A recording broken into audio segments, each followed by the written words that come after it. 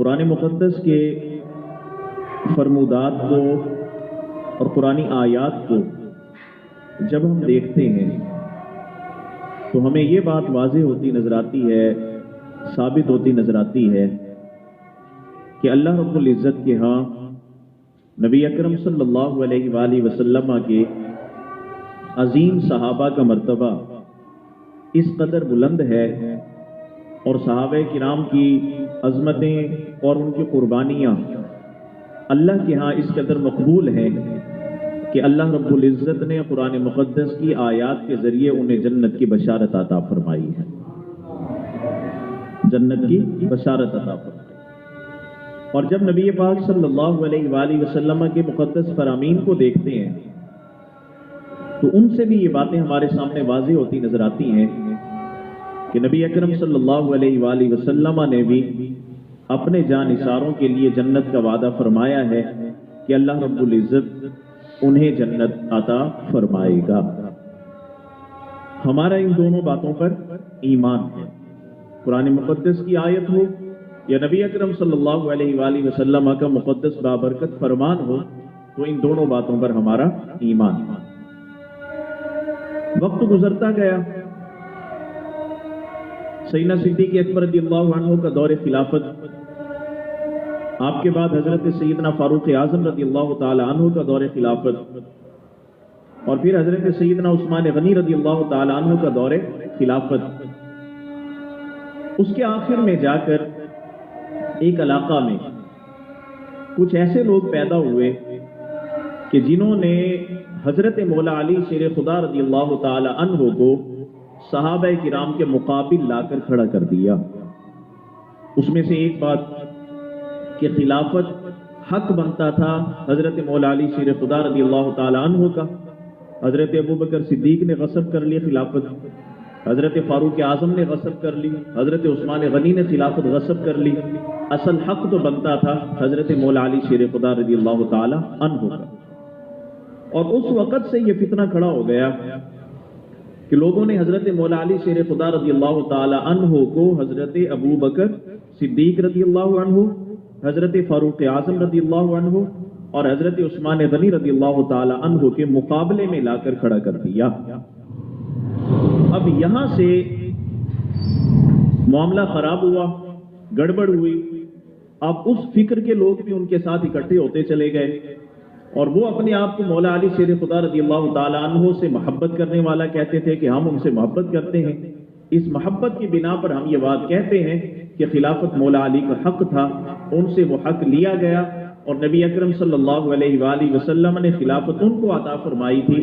تو ان تینوں اصحاب ثلاثہ خلفائے راشدین نے حضرت صدیق اکبر، حضرت فاروق اعظم رضی اللہ عنہ، حضرت عثمان غنی رضی اللہ تعالی عنہ، ان اصحاب ثلاثہ نے خلافت پر کیا کر لیا؟ قبضہ کر لیا، جبکہ حقائق اس کے برعکس ہیں۔ حقائق اس کے برعکس ہیں۔ ایک فتنہ تو یہ، دوسرا فتنہ یہ سامنے آیا کہ انہوں نے حضرت مولا علی شیر خدا رضی اللہ تعالی عنہ کو حضرت سیدنا صدیق اکبر رضی اللہ عنہ اور حضرت فاروق اعظم رضی اللہ تعالی عنہ سے افضل قرار دینا شروع کر دیا۔ چونکہ افضل ہے آپ، اس لیے خلافت آپ کا ہی حق بنتا ہے۔ تو حضرت اصحاب ثلاثہ جو ہیں، شیخین کریمین اور حضرت عثمان غنی رضی اللہ عنہ، ان سے افضل ہے مولا علی شیر خدا رضی اللہ عنہ، اس لیے خلافت انہی کا حق بنتا ہے۔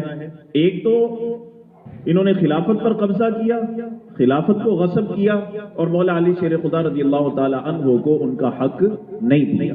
یہ فتنے بعد میں اٹھنا شروع ہو گئے، اور یہ فتنے اس وقت بھی تھے جب مولا علی شیر خدا رضی اللہ تعالیٰ عنہ حیات تھے، آپ کے زمانہ اقدس میں بھی اور آپ کے زمانہ خلافت میں بھی۔ اب ہم کوئی بات کہیں تو عقیدت اور محبت کی بنا پر محبت والے، عقیدت والے تو اس کو مان لیں گے، لیکن جن کے دلوں میں، ذہنوں میں پہلے سے ایک شک کا کیڑا پیدا ہو چکا ہے اور ان پر تنقید کا ہی بھوت ایک سوار ہے، تو وہ کہیں گے کہ یہ تمہاری عقیدت اور محبت ہے، حقیقت سے اس کا کوئی تعلق نہیں۔ تو کیوں نہ ہم حضرت مولا علی شیر خدا رضی اللہ تعالی عنہ کے مقدس فرامین کے ذریعے ہی جاننے کی کوشش کریں کہ ان کے نزدیک مولا علی کے ہاں حضرت ابو بکر کا کیا مقام تھا، حضرت فاروق اعظم کا کیا مقام تھا، پھر تو بات سامنے آ جائے گی نا، واضح ہو جائے گی۔ کوئی اور کہے، بعد کا کوئی شخص کہے 400 سال کے بعد، 1000 سال کے بعد، 1400 سال کے بعد کہ مولا علی شیر خدا رضی اللہ عنہ کا مقام بھی بڑا عرفہ و اعلیٰ ہے، لیکن افضلیت کا جہاں پر معاملہ ہوگا، افضلیت یہ سیدنا صدیق اکبر رضی اللہ تعالی عنہ کے لیے ہے، ان کے بعد حضرت فاروق اعظم کے لیے ہے، ان کے بعد حضرت سیدنا عثمان غنی رضی اللہ تعالی عنہ کے لیے ہے۔ تو یہ بات اگر ہم کہیں تو ہماری بات کو کوئی رد کر سکتا ہے، کوئی اور محدث، کوئی اور مفسر یہ بات کہیں تو اور رد کر سکتا ہے، لیکن جو باتیں ہمیں مولا علی شیر خدا رضی اللہ تعالی عنہ سے معلوم چلے یا نبی پاک صلی اللہ علیہ وآلہ وسلم کے دیگر صحابہ کرام سے اگر ہمیں پتہ چلے تو پھر یہ بات تو واضح ہو جائے گی نا کہ انہوں نے ہی رسول پاک صلی اللہ علیہ وسلم سے یہ فرامین سنے، پھر اس امانت کو سنبھال کر رکھا اور آگے امت تک اس پیغام محبت کو وہ عام کرتے رہے۔ پہلا فرمان ہے میرے سامنے حضرت سیدنا ابو ہریرہ رضی اللہ تعالی عنہ کا۔ آپ فرماتے ہیں کہ ابو بکر وعمر خیر الاولین والآخرین وخیر اہل السماوات وخیر اہل الارضین الا النبیین والمرسلین۔ حضرت ابو ہریرہ رضی اللہ تعالیٰ عنہ یہ بات بیان فرماتے ہیں۔ کیا بات؟ آپ فرماتے ہیں کہ انبیاء اور رسولوں کے علاوہ ان کا مقام تو وراء الورا ہے نا، انبیاء ہوں رسول ہوں ان کی شان عرفہ والا ہے۔ انبیاء اور رسولوں کے علاوہ زمین و آسمان کے تمام لوگوں میں، اولین اور آخرین یعنی پہلے جو گزر چکے ان میں اور جو بعد میں آنے والے ہیں قیامت تک ان سب میں، انبیاء اور رسولوں کے بعد اولین اور آخرین سب میں، زمین و آسمان کے سارے لوگوں میں سب سے افضل ابو بکر صدیق ہیں، ان کے بعد فاروق اعظم رضی اللہ تعالی عنہ ہے۔ اب یہ حضرت ابو ہریرہ رضی اللہ تعالی عنہ نبی اکرم صلی اللہ علیہ وآلہ وسلم کے ایک جلیل القدر صحابی، انہوں نے جو ہے اس بات کو بیان کیا۔ اللہ اکبر۔ حضرت مولا علی شیر خدا رضی اللہ تعالی عنہ کی ایک روایت ہے ترمذی شریف کی حدیث پاک، عن علی قال، یہ روایت جناب علی سے ہے، انہوں نے بیان کی یہ بات کیا؟ قال رسول اللہ صلی اللہ علیہ وسلم، کہ اللہ کے رسول صلی اللہ علیہ وآلہ وسلم نے ارشاد فرمایا، رحم اللہ ابا بکر زوجنی ابنتہ وحملنی الی دار الہجرت واعتق بلالا من مالہ۔ فرمایا اللہ ابو بکر پر رحمت نازل فرمائے۔ یہ کس نے بات فرمائی؟ رسول پاک صلی اللہ علیہ وسلم۔ اللہ ابو بکر پر رحمت نازل فرمائے، کیوں؟ ابو بکر نے اپنی بیٹی میرے نکاح میں دے دی، وحملنی الی دار الہجرہ، اور مجھے دار الہجرت تک وہ اٹھا کر لائے۔ دو سواریوں کا انتظام کیا تھا نا سیدنا ابو بکر صدیق نے، دو اونٹنیوں کا یا دو اونٹوں کا، ایک سواری رسول پاک صلی اللہ علیہ وسلم کے لیے اور ایک اپنے لیے۔ غار ثور جب پہنچے تو پھر اپنے کندھوں پر اٹھا کر غار میں لے گئے، پھر آگے سفر شروع ہوا تو پھر ابو بکر صدیق کی ہی سواری پر حضور جلوگر ہیں۔ ٹھیک ہو گیا؟ تو یہاں حضور نے فرمایا کہ جنہوں نے مجھے دار الہجرت تک اٹھا کر پہنچایا، حملنی، کبھی اپنے کندھوں پر اٹھایا، کبھی اپنی سواریوں پر مجھے سوار کرایا، وَأَعْتَقَ بِلَالًا مِّن مَالِهِ، اور فرمایا کہ اپنے مال میں سے بلال کو خرید کر آزاد کر دیا۔ یہ تین باتیں حضور نے فرما کر فرمایا اللہ ابو بکر پر کیا فرمائے؟ رحمت نازل فرمائے۔ اللہ اکبر۔ رحم اللہ عمر یقول الحق وان کان مرا ترکہ الحق وما له صدیق۔ فرمایا کہ اللہ رب العزت عمر پر بھی رحمت فرمائے، عمر پر بھی، بولیں ذرا، عمر پر بھی اللہ رحمت فرمائے۔ حق بات کہہ دیتے ہیں اگرچہ وہ کڑوی لگے، حق بات وان کان مرا، حق بات کہہ دیتے ہیں اگرچہ وہ کڑوی لگے۔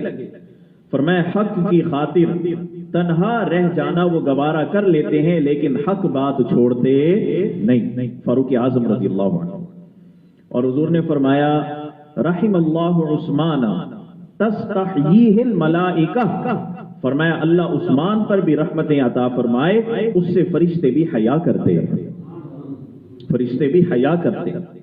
فرمایا رحم اللہ علی اللہم ادھر الحق معہ حیث دارا، فرمایا کہ اللہ علی پر بھی رحمت نازل فرمائے۔ اب اس کو روایت کس نے کیا؟ مولا علی نے خود کیا۔ اللہ علی پر بھی رحمت نازل فرمائے، اے اللہ حق کو اسی طرف کر دے جس طرف علی موجود ہو، جس طرف حق کو ادھر ہی کر دے جس طرف علی موجود ہو۔ اب جب یہ بات آپ نے سمجھ لی کہ نبی اکرم صلی اللہ علیہ وآلہ وسلم نے یہ بات ارشاد فرمائی اور حضرت علی نے اس کو روایت کیا کہ مولا جدھر علی ہو حق کو ادھر ہی پھیر دینا۔ اب یہ روایت سنے آگے، یہ روایت حضرت مولا علی بھی روایت کر رہے ہیں اور اس کو حضرت زبیر بن عوام رضی اللہ تعالی عنہ وہ بھی روایت کر رہے ہیں، اور مستدرک کی حدیث پاک ہے کہ انا نرا ابا بکر احق الناس بها بعد رسول اللہ صلی اللہ علیہ وسلم انه لصاحب الغار وثاني اثنين وانا لنعلم بشرفه وكبره ولقد امره رسول اللہ صلی اللہ علیہ وسلم بالصلاة بالناس وهو حج۔ فرماتے ہیں حضرت مولا علی فرماتے ہیں اور حضرت زبیر بن عوام فرماتے ہیں کہ ہم رسول کریم صلی اللہ علیہ وآلہ وسلم کے بعد خلافت کا سب سے زیادہ حقدار حضرت ابو بکر صدیق کو جانا کرتے تھے۔ آپ پوری توجہ سے بیٹھے ہیں تو جو حدیث میں پہلے عرض کر چکا اس حدیث سے میں اس کو جوڑنے لگا ہوں تاکہ نتیجہ سامنے آ جائے۔ حضور نے فرمایا اللہ ابو بکر پر رحمت نازل فرمائے کہ ہجرت میں وہ میرے ساتھ رہے، مختصر بات۔ اللہ حضرت عمر پر رحمت نازل فرمائے، حق بات کہہ دیتے ہیں گرچہ کتنا ہی کڑوی ہو۔ حضرت عثمان غنی پر اللہ رحمت نازل فرمائے کہ فرشتے بھی ان سے حیا فرماتے ہیں۔ حضرت علی پر اللہ رحمت نازل فرمائے، مولا علی کو ادھر ہی حق کو ادھر ہی کر دے جس طرف علی جائیں، اور علی یہ فرما رہے کہ تمام صحابہ میں حضور کے بعد سب سے افضل ہم صدیق اکبر کو ہی جانا کرتے تھے۔ اب یہ بات تو واضح ہو گئی نا، میں نے کہا 400 سال کے بعد، 600 سال کے بعد، 1000 سال کے بعد، 1400 سال کے بعد کوئی شخص کہے کہ سیدنا صدیق اکبر رضی اللہ تعالی عنہ تمام صحابہ سے افضل ہیں، شاید اس کی بات رد کر دی جائے، لیکن جو بات مولا علی شیر خدا رضی اللہ عنہ خود ارشاد فرمائے کہ ہم صحابہ کرام اور حضرت زبیر بھی اس بات کی گواہی دیں کہ مولا علی نے یہ بات ارشاد فرمائی کہ ہم صحابہ کرام نبی اکرم صلی اللہ علیہ وآلہ وسلم کی وصال مبارک کے بعد خلافت کا سب سے زیادہ حقدار ابو بکر صدیق کو ہی جانا کرتے تھے۔ بات واضح ہو گئی، اس سے آگے چلتے ہیں۔ اس کی وجہ کیا ہے؟ مولا علی فرماتے ہیں کہ ہم اتنا حق کیوں دیتے تھے سیدنا صدیق اکبر رضی اللہ عنہ کو حقدار کیوں سمجھتے تھے؟ فرماتے ہیں اس کی وجہ یہ ہے کہ وہ صاحب غار ہے، صاحب بولو صاحب ثانی اثنین ہے۔ اب یہ دو وہ باتیں ہیں جن کو اللہ نے قرآن میں بیان فرمایا، اذ ہما فی الغار اذ یقول لصاحبہ ثانی اثنین اذ ہما فی الغار، کہ ثانی اثنین ہے کیونکہ رسول اللہ کے ساتھ وہ غار ثور کے اندر موجود تھے۔ اللہ نے ان دو عظمتوں کو قرآن مقدس میں بیان فرمایا۔ پتہ چلا کہ مولا علی شیر خدا رضی اللہ تعالی عنہ کسی کی عظمتوں سے حسد نہیں رکھتے تھے، بلکہ وہ تو خوش ہو کر بیان کیا کرتے تھے، وہ تو خوش ہو کر بیان کیا کرتے تھے۔ فرمایا کہ کیونکہ وہ غار میں بھی تھے اور ثانی اثنین میں بھی ہیں، اور فرماتے ہیں انا لنعلم بشرفہ وکبرہ، ہم آپ کے شرف کو بھی جانتے ہیں اور آپ کی عظمت کو بھی جانتے ہیں۔ وہ کیسے؟ کہ لقد امرہ رسول اللہ صلی اللہ علیہ وسلم بالصلاۃ بالناس، فرمایا کہ ہم آپ کے شرف اور کبر کو بڑائی کو، آپ کی عظمت کو ہم اس اعتبار سے بھی جانتے ہیں کہ رسول پاک صلی اللہ علیہ وسلم نے سارے لوگوں کی یعنی سارے صحابہ کی موجودگی میں مصلی امامت پر کھڑے ہونے کا جنہیں حکم فرمایا وہ سیدنا صدیق اکبر رضی اللہ تعالی عنہ ہے۔